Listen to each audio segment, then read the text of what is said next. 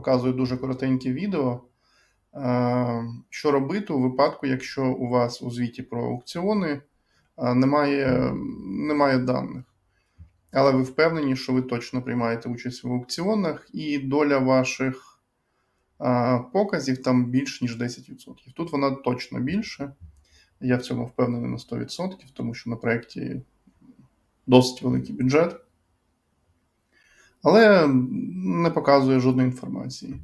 Навіть у розрізі рекламних кампаній, я беру, наприклад, рекламну кампанію з найбільшим бюджетом, теж нічого немає. Перевіряю ще декілька рекламних кампаній, теж нічого немає. Що в такому випадку робити? Є дуже класний функціонал, про яким не дуже частенько користуються. Не те, що про нього не знають, їм не користуються практично люди, користувачі та власники бізнесу. В цьому ж блоці, де знаходиться інформація про аукціони, є такий пункт меню, який називається редактор звітів або Report Editor, в моєму випадку. Переходимо в нього. Шукаємо звіт, він називається щось по типу статистики аукціонів. В моєму випадку я обираю тип шопінг, тому що в мене немає пошукових рекламних кампаній. Обираю конкретно шопінг. І зараз ви побачите трошки вуличної магії. Тепер ви бачите аукціон, статистику аукціонів.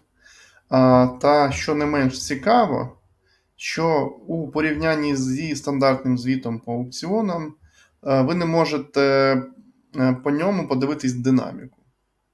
Тобто, як змінювалась там, наприклад, за місяць статистика ваших показів або інших метрик. В цьому звіті це зробити можна. Досить легко, я зараз покажу. Тут де період, обираєте порівняння, і обираєте, відповідно, період, який ви хочете порівняти. Далі, ось тут розкриваєте. І ось тут, де порівняння у відсотках, ви можете бачити, як змінюється ваша динаміка, відповідно, одного періоду до порівнюваного. Для чого цей звіт може бути корисним? По-перше, якщо у вас... Це одна з причин. Це не ключова, але одна з причин, коли у вас є просадка, треба дивитись, як змінюється динаміка показів, в тому числі по вашим конкурентам. Тому що, можливо, з'являються нові гравці на ринку.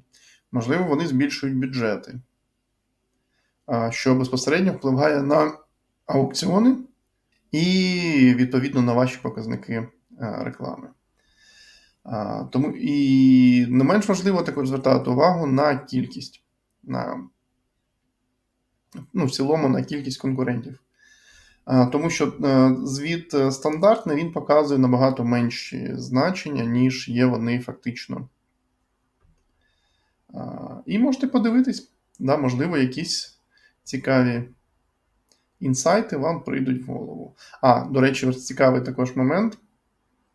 Наприклад, коли ви бачите, що у вашого конкурента ключового або в декількох конкурентів, якщо це така плюс-мінус ніша конкурентна, є суттєве зростання показників показів, ймовірніше за все, вона потягне за собою і збільшення вартості реклами, збільшення вартості CPC. І можна подивитись, як змінюється динаміка, можна подивитись, хто просідає, одразу тут використовуючи вбудовані фільтри та параметри сортування. Можна подивитись, наприклад, за місяць, як змінилось, точніше, у кого найбільше змінилось показники показів. Наприклад, ось там. Наберемо ми маркетплейси, дивимось, як змінюється. І шукаємо причину. Ймовірніше за все, скоріш за все, вони збільшили бюджети. Дуже ймовірно. А є навпаки інші, у яких цей показник зменшився. Що ймовірніше за все.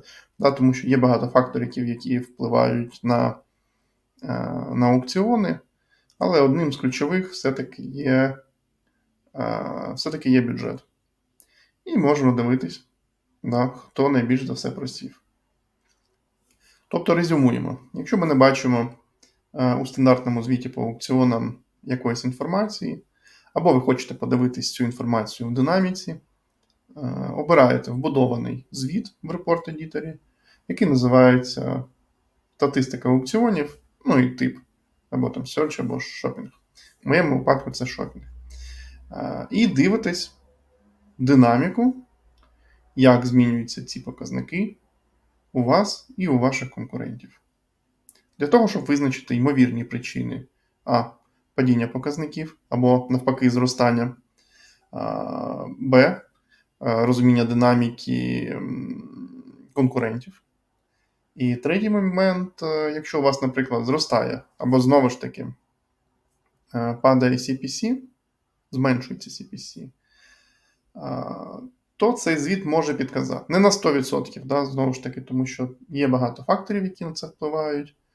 Тим не менш, щоб мати хоч якесь розуміння, щоб вбудовувати хоч якісь гіпотези, цей звіт супер вам підійде.